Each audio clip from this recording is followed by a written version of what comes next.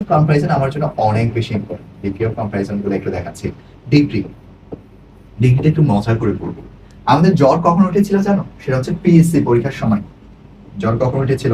এটা হচ্ছে পিএসসি পরীক্ষার সময়। পিএসসি পরীক্ষার সময় জ্বরের তাপমাত্রা একটু বেশি থাকতো। পিএসসি মানে কি?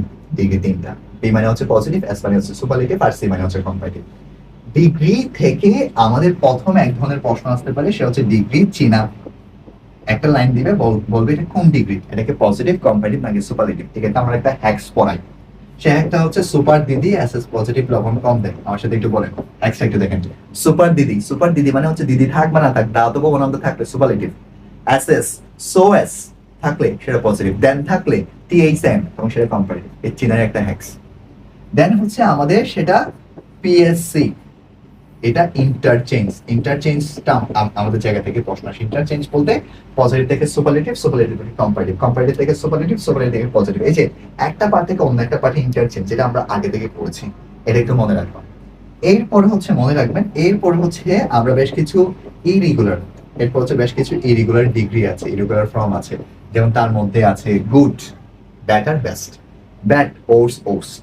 এ ধরনের কিছু ইরেগুলার বিষয় আছে, এগুলো একটু পড়বেন। এটা হচ্ছে ইজি বিষয়, ইজিলি পারা যায়। তবে র্যান্ডম কিছু বিষয়গুলো থেকে প্রশ্ন আসে, যেগুলো আমরা 100% দিয়ে রাখি, যেগুলো হচ্ছে আপনি ভুল করে ফেলবেন। কমন মিস্টেক অংশগুলো, এই কমন মিস্টেক অংশের মধ্যে সবচেয়ে বেশি আছে সেটা হচ্ছে ডবল কম্পারেটিভ।